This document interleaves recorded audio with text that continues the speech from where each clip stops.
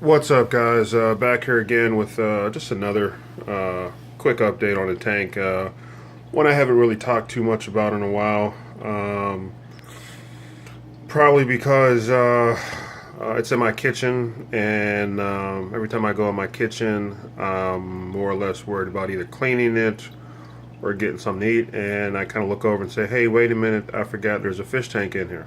So just kind of joking a little bit, but just want to do an update. This is a 12 by 12, 7.5 gallon. Um, I forget the name of the manufacturer, but just about any local pet store. I don't know if it's Sephora, spelled Seapora, something like that. But any local, pet store, I know carries this brand because I've seen them in a lot of different pet stores. 12 by 12, 7.5 gallon cube. And I've had it for probably the better part of a year.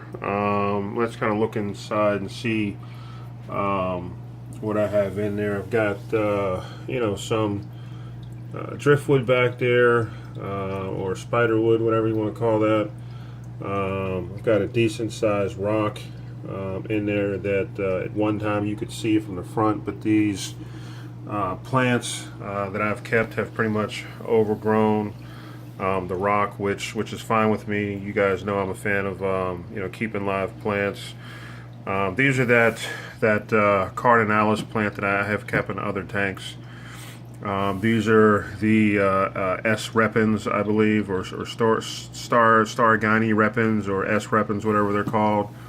And back on the driftwood, I've got a couple different kinds of Anubias plants. As far as the fish, I've got three. These kind of iridescent orange. It's kind of weird because I got them probably the beginning of the month, so I've been calling them the Halloween rasboras because they have this kind of orange and black, or this iridescent orange color tone, which they look really cool. And he's actually swimming away, but there is a betta fish in there, and I believe that's maybe a double tail betta. Found him at PetSmart, picked him up for a couple bucks. Cleaning the tank, internal filter. You've heard me talk about those before and some of the benefits. That filter is actually made for about, I think, a 20-gallon tank, so I've got plenty enough filtration in here.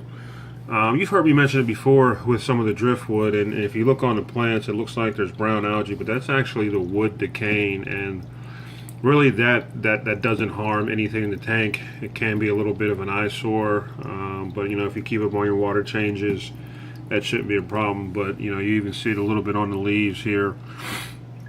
But it also kind of gives the tank that natural look, and if you're into that, using different kinds of wood or driftwood, just kind of be wary of that. Challenges with this tank, nothing really. I mean, I love the rimless look to it. I one day I hope to get some bigger rimless tanks. Believe it or not, they're actually more expensive than some of like the Aqueon tanks with the rim and the brace. But when you really start getting into like aquascaping, they kind of recommend those rimless tanks to give it, I guess, more of a cleaner look or whatnot. What else can I tell you about the tank? I got a heater back here. There it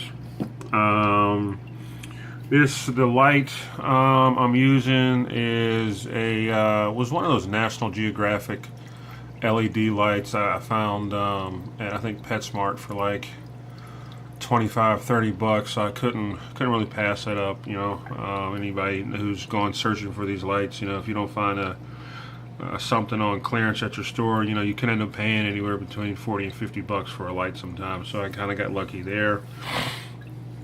Been using the same fluval substrate to use in the tank. I think you can see the benefit of using that in the plant growth that I've had. Haven't had too many issues with, fish. One thing I will say about these tanks, make sure you keep a lid on the tank, and you see I have one there because going with that whole rimless feel. If you are brave enough to keep a tank without a lid, and trust me, I tried it with this tank, and there were a couple days where I had to save some fish because they were bouncing around on this corner, so on the countertop. I'm sorry. So just kind of keep that in mind. Really, like I said, just want to do a quick update. Again, I'm sure a lot of you guys have seen this particular tank or this company in your local pet stores. They make anything from like this 7.5 gallon tank to a they make your regular 10s and 20s and 40 gallon tanks, but they go all the way down to like 1 gallon tanks, all glass tanks with glass lids. They're pretty cool, if you want to put a better or something like that in it. But just doing a quick update. Any comments or questions, leave them below. And as always, talk to you guys down the road. Bye.